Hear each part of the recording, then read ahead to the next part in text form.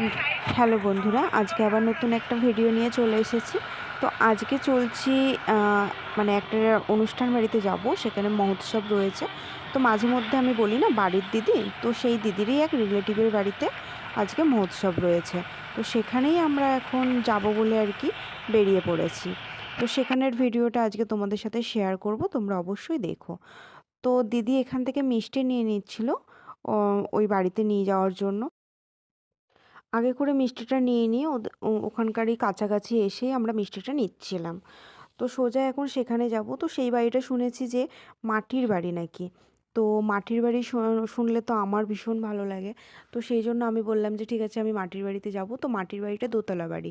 তো সেই বাড়ির ভিডিওটাই তোমাদের সাথে আজকে শেয়ার করার জন্যই আমি ওই বাড়িতে যাচ্ছি। তো আর যেহেতু ওখানে কৃষ্ণ ঠাকুরের গান হবে, তো আমি ভীষণভাবে কৃষ্ণ ভক্ত। আমি ঠাকুরের কোনো জায়গা হলেই সেখানে আমি চলে যাই। আমার খুব ভালো লাগে। তো সেই কারণেই আমি দুটোই আমার পছন্দের জিনিস দেখলাম। তো সেই জন্যই ওখানে আমি যাওয়ার জন্য রাজি হলাম। তো দু সাইডে গ্রাম, পুরো মাঠ, আর মাঠঘাট তো আমার ভীষণ ভালো লাগে। তো সেই জন্য বললাম যে দুই সাইডের সব সবুজ সবুজ জিনিস দেখতে দেখতে যাব, বেশ ভালো লাগবে। হ্যাঁ, এই তো সেই বেহুলার কাছেই যা বেঁধে দিয়েছে না।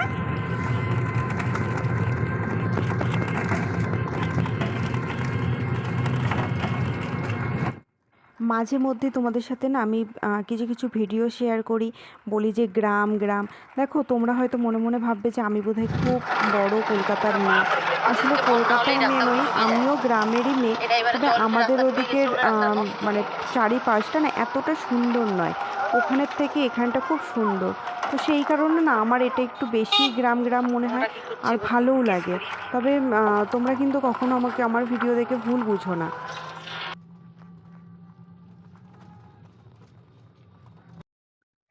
তো ফাইনালি আমরা ওই অনুষ্ঠান বাড়িটাতে চলে এসেছি।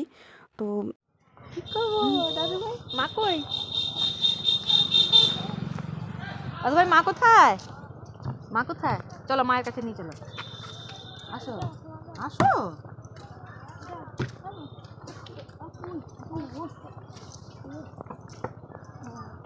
নামতে ইচ্ছে করছে না। তো এইখানে হচ্ছে কীর্তন অনেকক্ষণ হয়ে গেছে, শুরু হয়ে গেছে। মানে শুরু হয়ে গেছে বলতে সবে আসরটা আর কি বসেছে। তো আমরা সেই টাইমে চলে এসেছি। এটাই হচ্ছে সেই রাধা মাধবের মন্দির। তো সবাই এখানে বসে আর কি কীর্তন শুরু করে দিয়েছে। তো তোমরা দেখো কি সুন্দর মন্দিরটা। আচ্ছা আচ্ছা, আজকের এই সেবা সম্মানে চৈত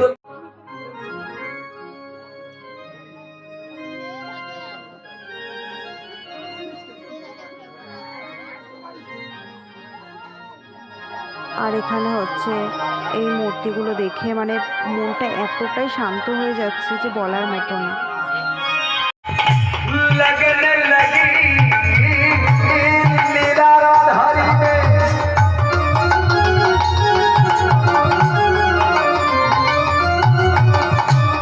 लगने लगी लीला राधारी में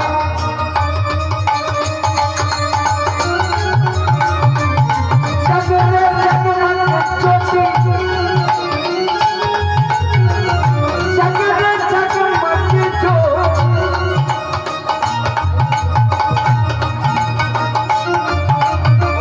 लगने लगी लीला राधारी में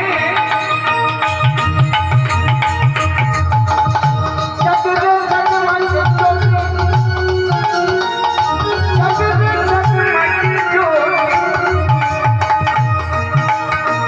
राम नाम का हीरा আর এখানে আমাদেরকে প্রসাদ দেওয়া হয়েছে। তো আমরা এখন প্রসাদটা খেয়ে নিয়ে পুরো বাড়িটা ঘুরে দেখব, আর তোমাদেরকেও পুরো বাড়িটা ঘুরে দেখাবো। তো দিদি এবং দিদির যে ভাইজি রয়েছে, তো সেই বোনটা বলল যে আমাদের বাড়িটা চলো তোমাদেরকে পুরোটা ঘুরে দেখাই। তো এদের বাড়িটা নাকি 20খানা ঘর রয়েছে, সেগুলো মাটির আর দোতলা। এই যে পুরো যে দেওয়ালগুলো দেখছো এগুলো পুরো মাটির, এটা হচ্ছে নিচের তলা। আর এর ওপরে নাকি কাঠের একটা সিঁড়ি আছে, সেই সিঁড়িটা দিয়ে নাকি ওপরের দোতলায় যেতে হয়। তো আমি তো কোনোদিন এরকম ঘর কখনো দেখিনি, তো তার জন্য আমার ভীষণ ভালো লাগছিল আর আমি খুব আনন্দ পাচ্ছিলাম এই বাড়িতে এসে। চলো ভিতরে চলো।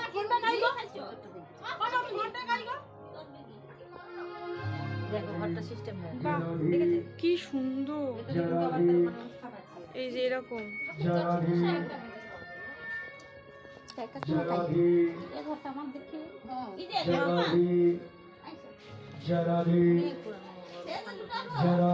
ঘরের মধ্যে উঠা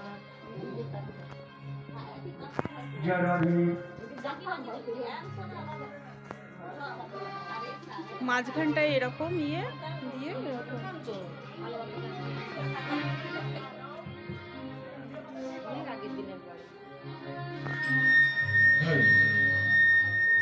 এগুলো সব কি পাতা রাখার রয়েছে?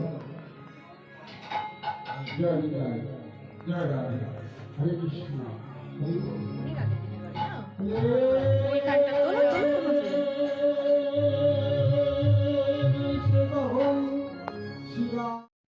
যেহেতু অনুষ্ঠান বাড়ি, তাই প্রত্যেকটা ঘরের ভিতর থেকে আমি ভিডিওটা করতে পারিনি, তবে যতটুকু পেরেছি তোমাদের সাথে তুলে ধরার চেষ্টা করলাম।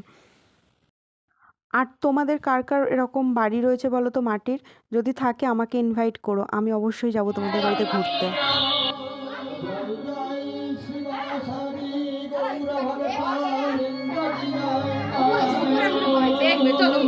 এটা দিয়ে উপরে যাবে, চলো।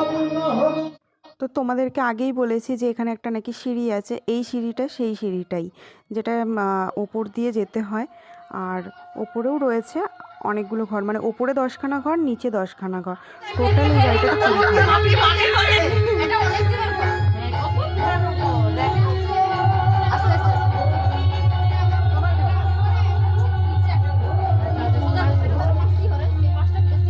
তার ঘরে তার ব্যবহার করেন বলে সেদিকে বেশি যাই। এই পাঁচটা মানে চলি বলে পাঁচটা বেশি ব্যবহার করে। আর এটা আমার বড় দা,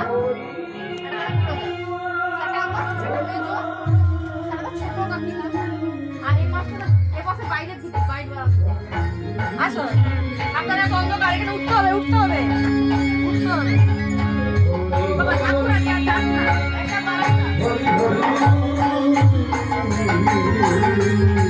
এটা মনকের বাড়ান এটা বেশি ব্যবহার নেই নিচে অনেক ব্যবহার করবে। আবার সেই ছোট রুম একটা করতে কোন দিকেই হবে নিচে 10টা রুম উপরে 10টা রুম মোট 20টা বাবারে 20টা রুম আছে। তারপরে রান্নাশালাগুলো একটা একটা করে 5 লোকের 5টা 4 লোকের মানে এক লোকটা বাইরে থাকবে না তার উপর দিয়ে 4টা রান্না।